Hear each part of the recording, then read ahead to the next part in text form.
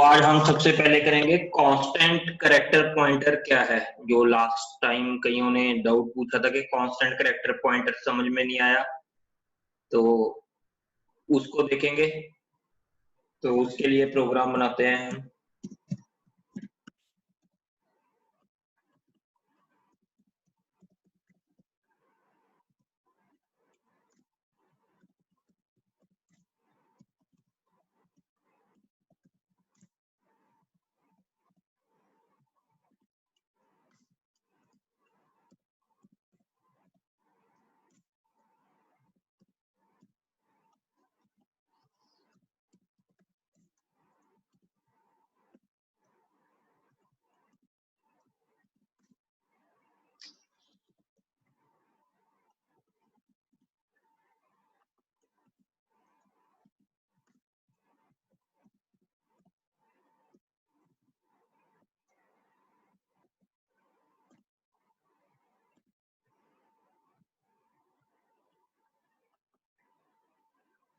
या सी out P कर लो इसको। और यहाँ पे आपने लिखा है इंट में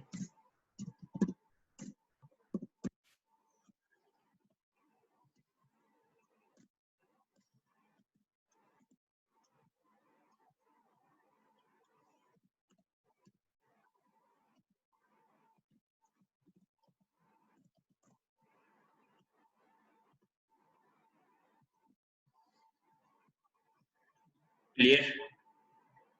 तो ये एक प्रोग्राम लिखा है, सिंपल प्रोग्राम है। प्रोग्राम का मोटिव क्या है? इस प्रोग्राम का मोटिव है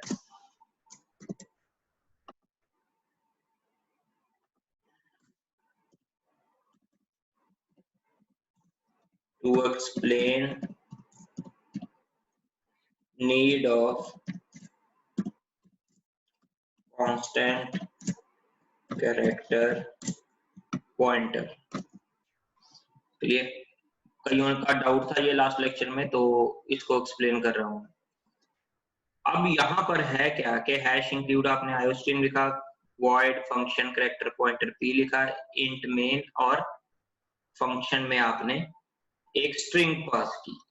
अब जब भी आप C++ में ये स्ट्रिंग पास करोगे तो इसका मतलब ये जो स्ट्रिंग है ये हमेशा वो उसको कांस्टेंट लेता है कि ये कभी चेंज नहीं होगी। क्यों नहीं चेंज होगी? क्योंकि इसको पास ही आप ऐसे कर रहे हो, तो ये कोई वेरिएबल तो है नहीं, ठीक है, तो ये चेंज नहीं होगी। लेकिन अगर मैं इसको ऐसे ही रन करता हूं,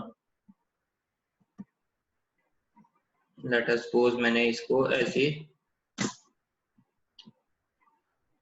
अब यहां इसने रन तो कर दिया, लेकिन यहां पर एक एरर आई कि ये कन्वर्ट वार्निंग है कि आप कन्वर्ट किससे कर रहे हो? String constant to character pointer. अब आप ध्यान से देखना कि अगर यहां पर मैं कांस्टेंट लगा दिया, अब यहां पर कांस्टेंट लगाने का मतलब क्या है कि जिस भी पॉइंटर को ये पॉइंट कर रहा होगा, पॉइंटर पी, उसकी वैल्यू चेंज नहीं की जा सकती थ्रू आउट द प्रोग्राम, ठीक है। इसकी वैल्यू को आप चेंज नहीं कर पाओगे throughout the program. Clear है ये? तो इसके लिए अभी आपको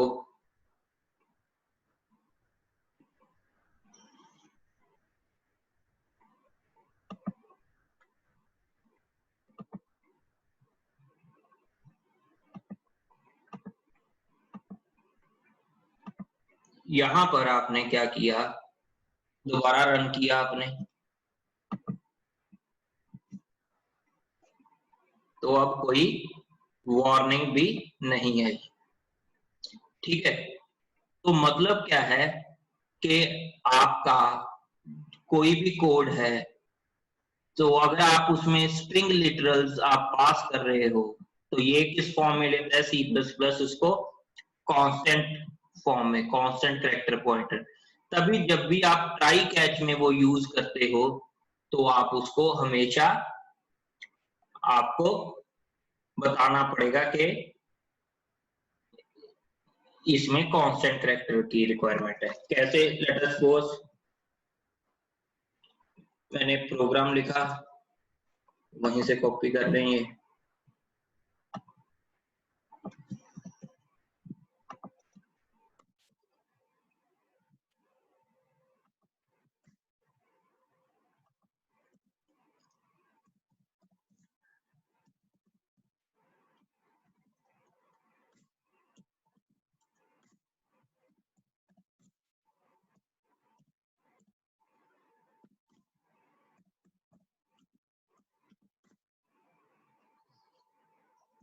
इफ a इक्वल्स टू 0, आपने क्या लिखा, थ्रो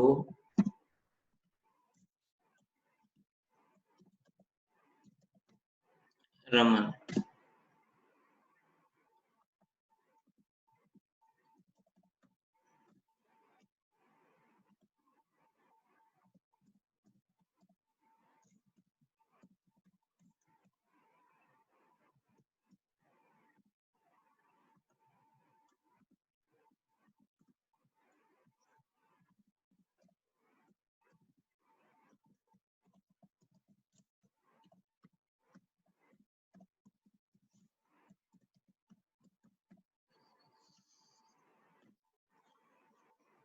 क्लियर? और आपने इसको रन किया तो इसमें चला, लेकिन अब आपने इसको क्या किया,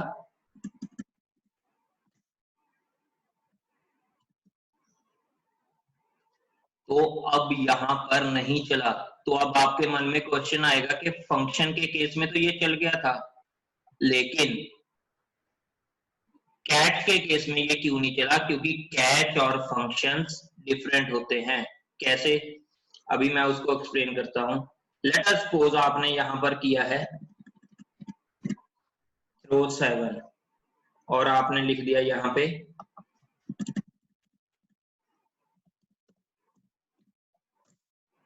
डबल पी। तो अब इस प्रोग्राम का आउटपुट क्या आएगा? Terminate called after throwing an instance of int. ठीक है, लेकिन अगर ये कोई फंक्शन होता तो इसने इम्प्लिसिट कन्वर्जन कर देनी थी, clear, from double two int. लेकिन कैच में ऐसा नहीं है, यहाँ प्री डिफाइंड है। तभी फंक्शन के केस में सिर्फ और सिर्फ वार्निंग आती है आपको, लेकिन कैच के केस में आपको वो एरर देगा जब कांस्टेंट कैरेक्टर नहीं यूज करोगे। लेट अस सपोज मैंने यहाँ पे सिंपल कैरेक्टर पॉइंटर यूज किया और यहाँ पे स्ट्रिंग पास की।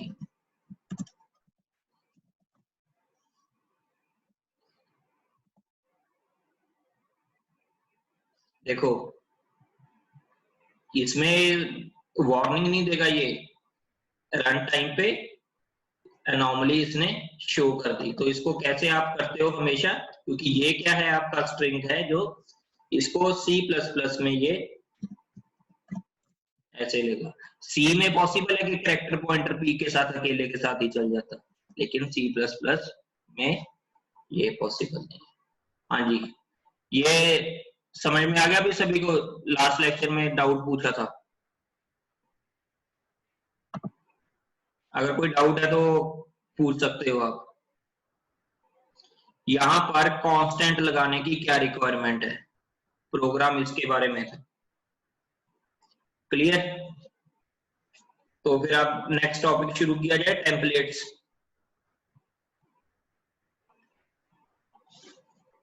तो फिर मैं आप नेक्स्ट टॉपिक,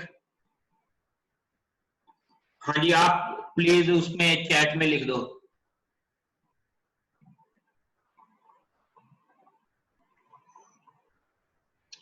एक मिनट।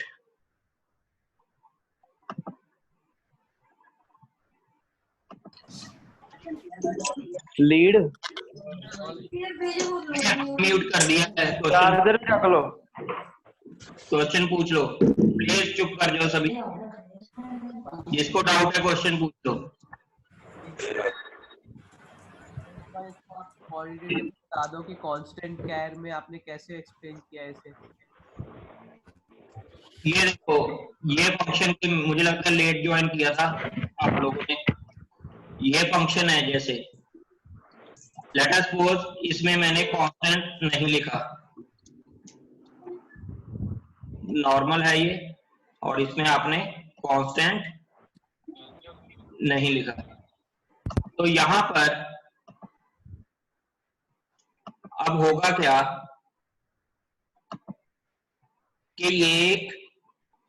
ये जो स्ट्रिंग है इसको बाय डिफॉल्ट से कंपाइलर कांस्टेंट कैरेक्टर पॉइंटर लेता है, इसको जो है वो कांस्टेंट कैरेक्टर पॉइंटर लेता है। तो आपने जैसे इसको एग्जीक्यूट किया तो यहां पर ये चला तो देगा प्रोग्राम, लेकिन इस चलाने पर भी आउटपुट आप हर केस में श्योर नहीं कह सकते, क्योंकि यहां पर ये क्या कर रहा है, स्ट्रिंग कांस्टेंट को आप सिंपल कैरेक्टर पॉइंटर में यूज कर रहे हो, लेकिन जो इसका एक्चुअल सिंटैक्स है स्ट्रिंग कांस्टेंट का वो ये है। आपको कांस्टेंट लिखना पड़ेगा, तो यहाँ पे आपको कोई वार्निंग नहीं मिलेगी, ठीक है। अब नेक्स्ट क्वेश्चन था कि यहां पर तो अगर आप वहां तो फंक्शन के, प्लीज व्हाट्सएप कर दो यार, क्वेश्चन है जो वो व्हाट्सएप कर दो, मैं देखता हूँ यहाँ पे चैट की ऑप्शन, मुझे लगता है किसी ने डिसेबल की होगी पहले, तो आप मेरे को व्हाट्सएप कर दो।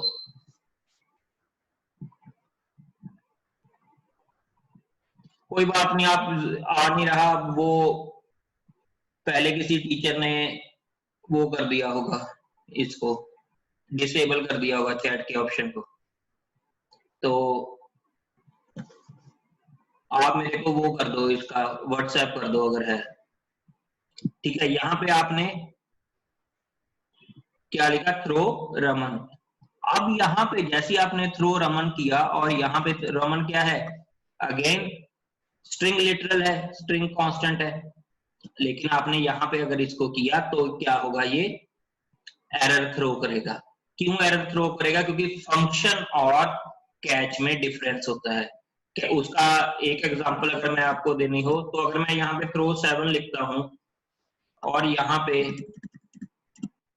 डबल लिखता हूं, अगर कैच एक फंक्शन की तरह चलता तो यहाँ पर उसने कोई एरर नहीं देनी थी, क्योंकि वो इम्प्लिसिट कन्वर्जन करता, लेकिन इस केस में ये एरर देगा रन टाइम। ये देखो, क्लियर।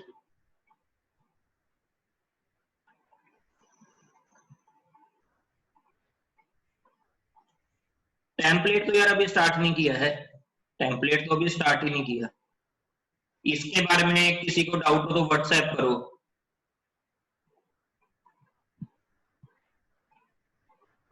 ठीक है, तो नेक्स्ट है हमारा टेम्पलेट्स।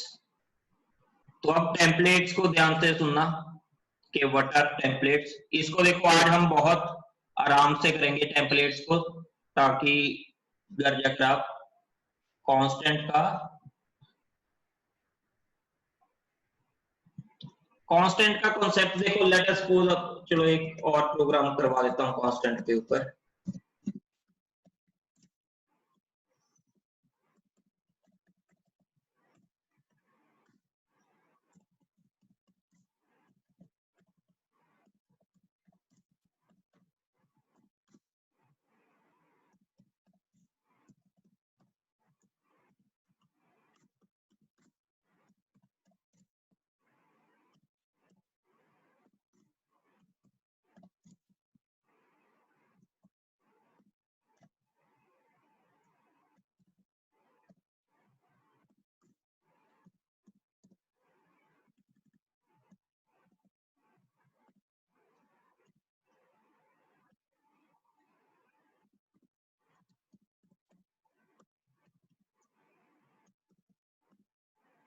जी, अब इस केस में कितनी वैल्यू आएगी, आउटपुट इसकी क्या आएगी, 9।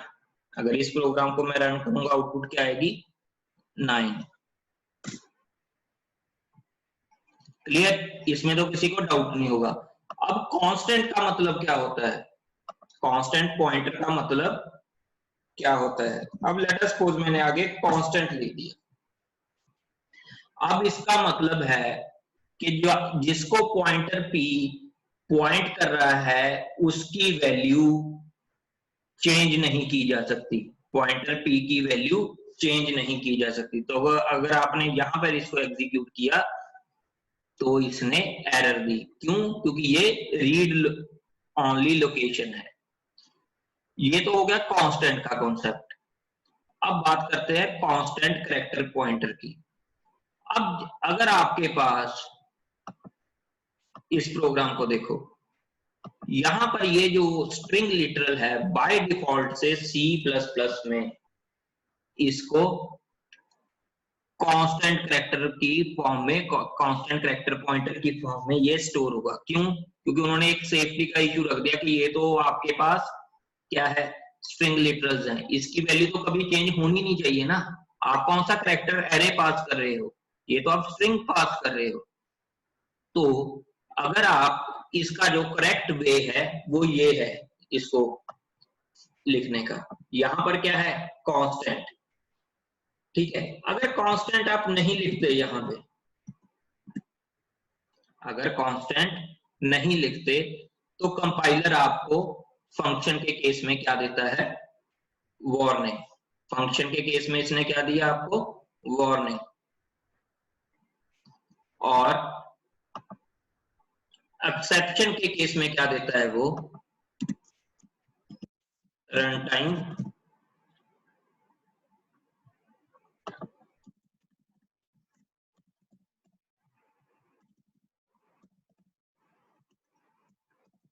इसके केस में क्या देगा वो, रन टाइम एरर।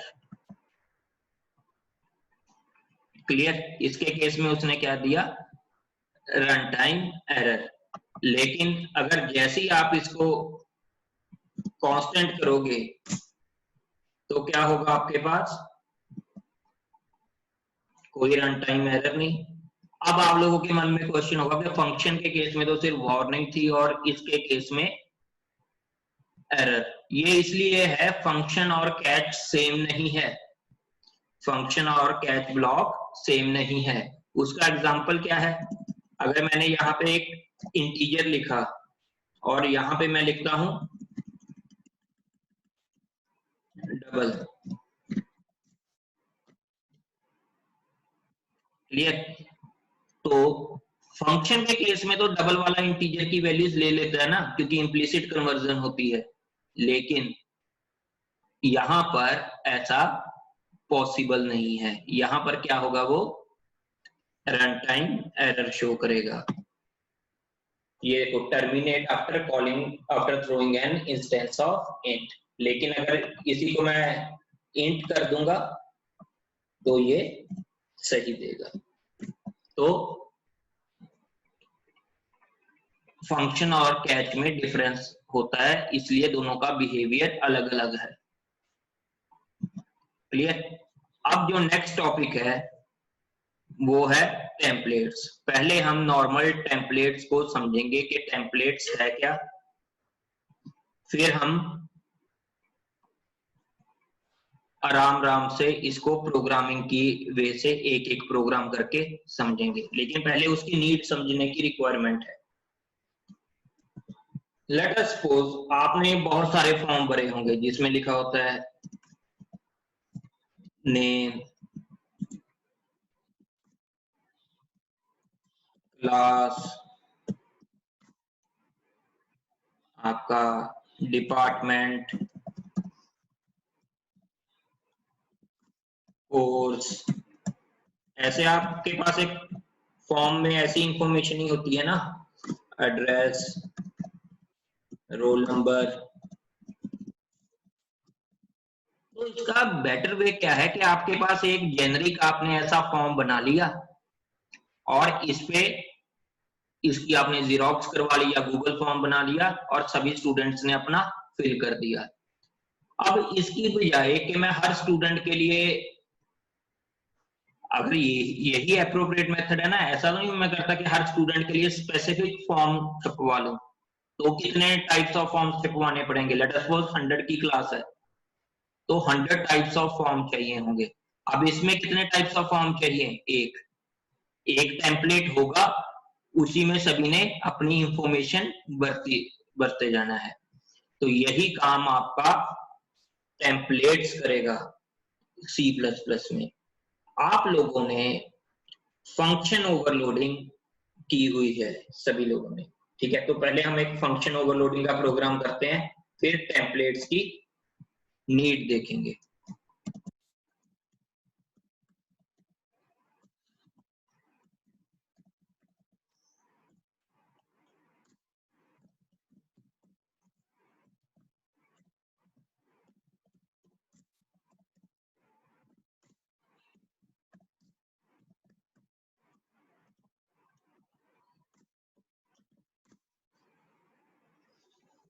अब फंक्शन का लेट अस सपोज आपने लिखा यहाँ पे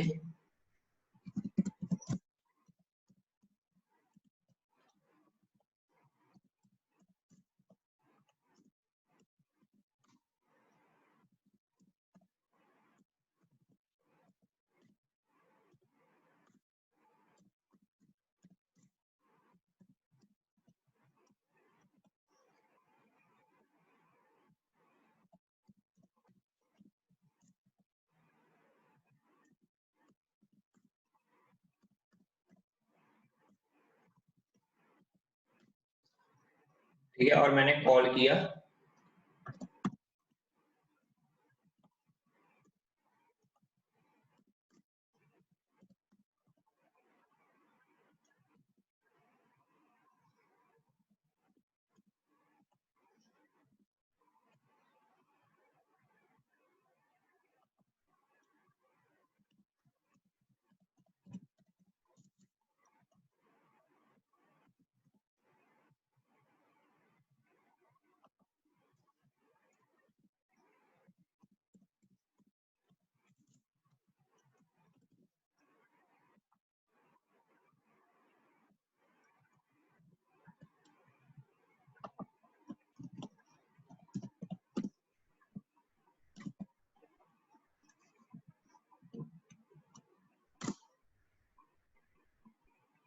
ठीक है।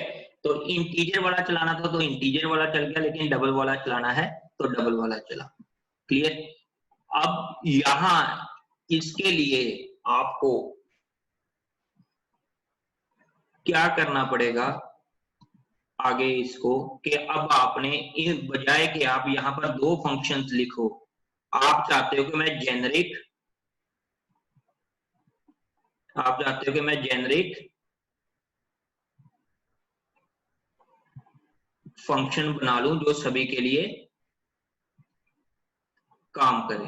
ठीक है, आप एक जेनरिक फंक्शन बनाना चाहते हो जो बजाय कि आप दो फंक्शन के बजाय एक फंक्शन आप एक ही बार फंक्शन डिफाइन करो और ये दोनों फंक्शंस की आप यूटिलिटी ले। अगर इंटीजर हो तो इंटीजर चला दे, अगर डबल हो तो डबल चला दे। तो अब आपको क्या करना पड़ेगा, इसकी बजाय आपने लिखा, देखो पहले टेम्पलेट को डिक्लेयर कैसे करते हैं उसका सिंटैक्स देख लो। ये सिंटैक्स अभी टेम्पलेट डिक्लेयर करने का। टेम्पलेट देखो ब्लैक कलर का होगा, मतलब कीवर्ड है, एंगुलर ब्रैकेट्स। यहां पर क्या लिखा है, एंगुलर ब्रैकेट्स।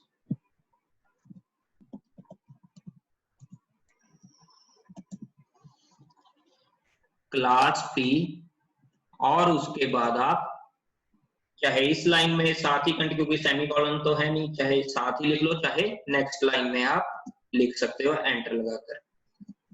void show, यहां पर आप क्या लिखते हो, इंट a डबल a, लेकिन यहां पर अब आप क्या लिखोगे, टी ए। ठीक है, अब ऊपर आपने टी डिफाइन किया है तो यहां पर टी ए आपने लिखा, सी आउट ए आपने लिखा, सी आउट ए। क्लियर।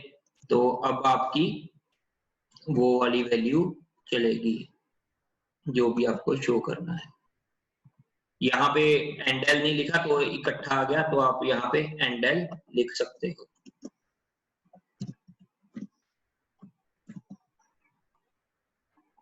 क्लियर? अभी भी कईयों को डाउट होगा। लेट अस सपोज मैंने यहाँ पे भी इसकी बेनिफिट इसका समझ में नहीं आया। अब लेट अस सपोज मैंने यहाँ पे कैरेक्टर लिख दिया।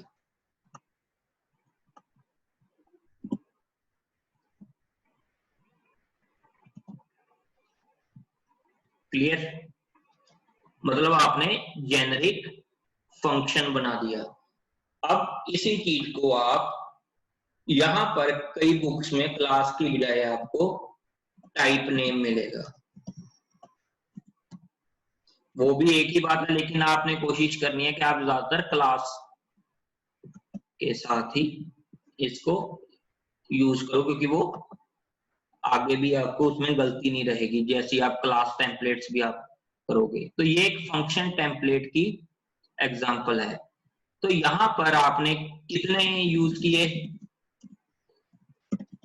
एक उसको लेट अस सपोज मैंने यहां पर कर दिया क्लास टी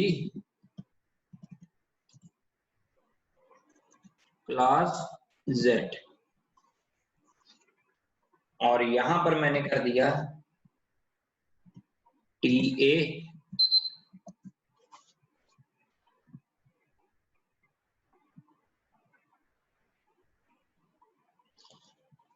टेम्पलेट्स क्या है कि आपको अगर यही फंक्शन नॉर्मली लिखना पड़ता तो कितने फंक्शन लिखने पड़ते नॉर्मली? 3।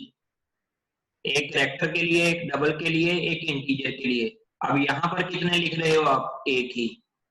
तो आपने एक टेम्पलेट बना दिया। जैसे मैंने अभी आपको फॉर्म की एग्जांपल दी थी। फॉर्म कैसा होता है आपका? जेनरिक। वहां पर क्या लिखा होता है? Name, class, roll number, course, ये इंफॉर्मेशन, और साथ में आप इंफॉर्मेशन फिल करते हो जब कोई भी फॉर्म फिल करते हो। क्या अगर वो जो भी एजेंसी या जो भी इंस्टीट्यूशन फॉर्म ही आपको प्रोवाइड कर रहा है वो पर्टिकुलर एक स्टूडेंट के लिए एक फॉर्म ही दे, तो वो तो उनके लिए तो काम बढ़ जाएगा ना। उनको कितने फॉर्म देने पड़ेंगे? जितने नंबर ऑफ स्टूडेंट्स हैं। उसकी बजाय वो एक जेनरिक फॉर्म ही देते हैं जिसमें आपको इंफॉर्मेशन फिल करनी होती है। अब बजाय के इस केस में हम 3 को करें, हमने एक ही फंक्शन डिफाइन किया।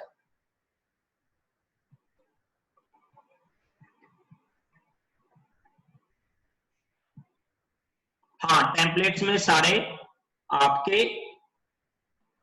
जेनरिक डेटा टाइप्स को वो रिप्रेजेंट करता है। ठीक है, टेम्पलेट्स आपके सारे जेनरिक डेटा टाइप्स को रिप्रेजेंट करता है।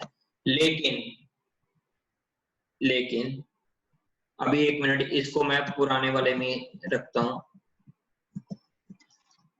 लेट अस सपोज यहां पे मैंने लिखा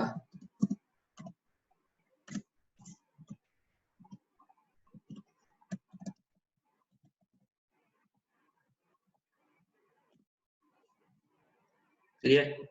तो यहाँ पे अब मैं क्या पास कर रहा हूँ? स्ट्रिंग। यहाँ पे मैं क्या पास कर रहा हूँ? स्ट्रिंग। तो इसने ये भी इसमें दी, और यहाँ पे क्या कोई वार्निंग आई? नहीं। तो ये बात ध्यान में रखना कि इसने ऑटोमेटिकली उसको कन्वर्ट किया है, उसको ऑटोमेटिकली कन्वर्ट किया है।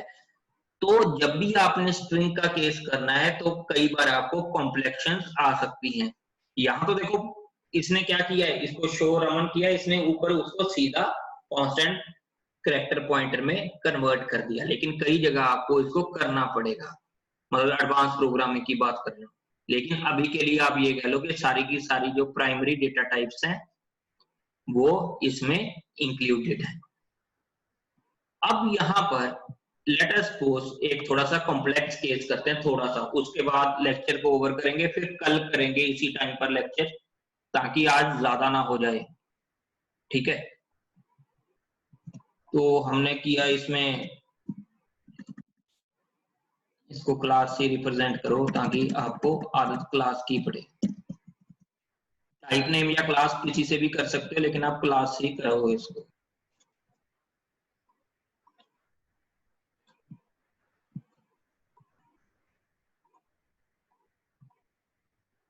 यहाँ पे क्लास और टाइप नेम में भी कोई डिफरेंस नहीं है अभी के लिए। आपके लिए क्लास और टाइप नेम में कोई डिफरेंस नहीं है अभी के लिए। Class T, class N.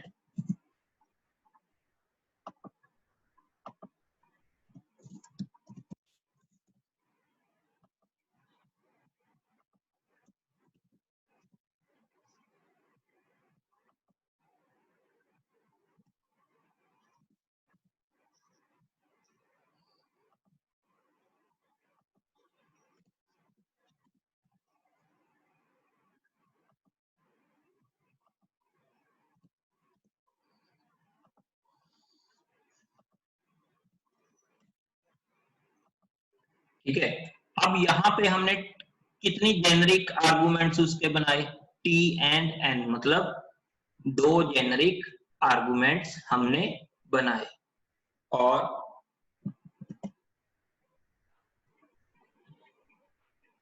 ठीक है, हर के बाद हमने एंडल नहीं लगाया तो इसको एंडल लगा लें एक बार।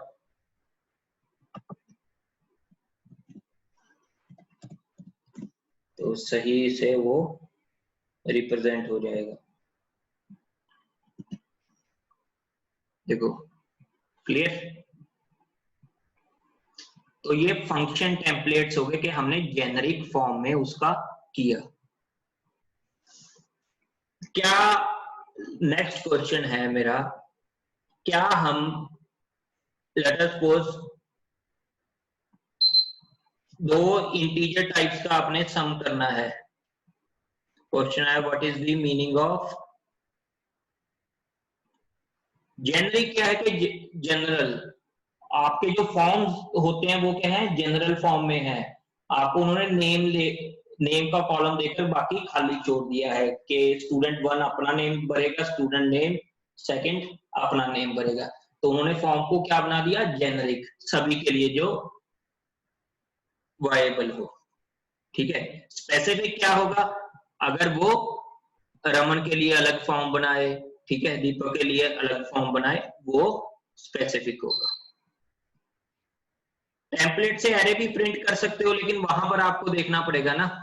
मैं इसीलिए कह रहा हूं कि आज का जो लेक्चर है ना, अभी हम सिर्फ फंक्शन टेम्पलेट्स की तरफ यहीं पर रखेंगे। कल के लेक्चर में जो भी आपके डाउट्स हैं, एक तो आपको टाइम मिल जाएगा इसको इम्प्लीमेंट करने का, ठीक है। और यही लेक्चर जो मेरा रिकॉर्डेड लेक्चर है, ये मैं अभी आपके लिए यूट्यूब पे डाल देता हूं, लेकिन उसको मैं 3-4 घंटे बाद रिमूव कर दूंगा। ठीक है, मैं मैसेज डाल दूंगा कि ये यूट्यूब पर है, तो आप उसको डाउनलोड कर लेना। तो उसके बाद मैं उसको हटा दूंगा, लेकिन वहां से, या एक दिन के लिए रख देता हूँ, उसके बाद हटा दूंगा वहां से, तो फिर वो बाद में डाल दूंगा मैं। तो ये हो गया आपका। वैसे चलो, अब हम नेक्स्ट हमारा था कि सपोज करो मेरे को चाहिए तो यार सिमिलर डेटा टाइप के, लेट अस सपोज मैं चाहता हूं कि sum of 2 integer numbers, sum of 2 float numbers, sum of 2 double numbers, sum of, ठीक है, ऐसा प्रोग्राम चाहता हूं। तो आप क्या कर सकते हो, बजाय के आपने ऐसा किया, sorry,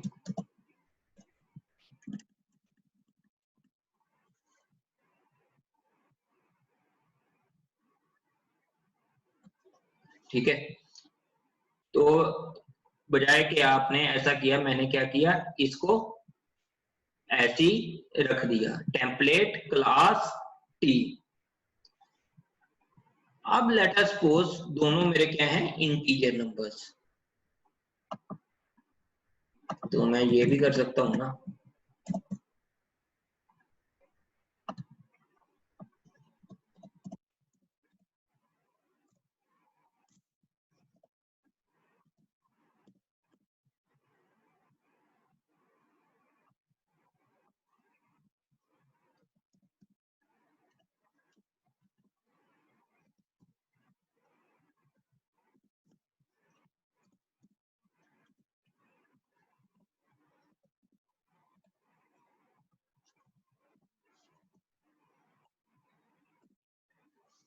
clear.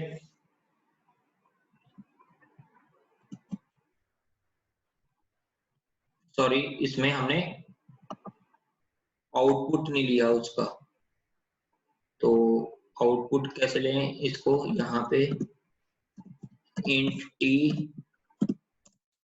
Double r, t equals to show r equals to show c out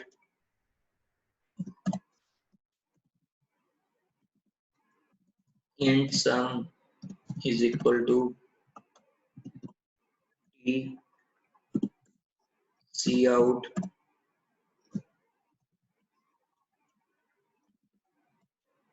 double r, oh sorry, double sum is equal to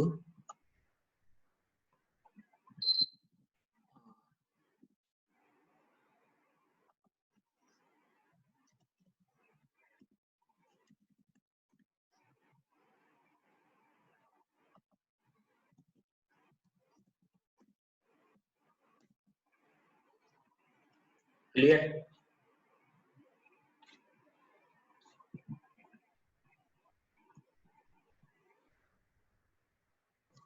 यार इन्होंने क्वेश्चन पूछा टेम्पलेट से कंकैटिनेशन हो सकती है, देखो उसने क्या करना है कंकैटिनेशन है, इसका कल मैं आपको कि कंपाइलर टेम्पलेट्स के बारे में कैसे उसका काम करता है वो मैं कल बताऊंगा, जिससे आपको पिक्चर और क्लियर हो जाएगी। ये तो आज सिर्फ इंट्रोडक्शन बताई गई है आपको टेम्पलेट्स की, अभी तो हमने थियोरेटिकली भी कुछ नहीं किया टेम्पलेट्स का।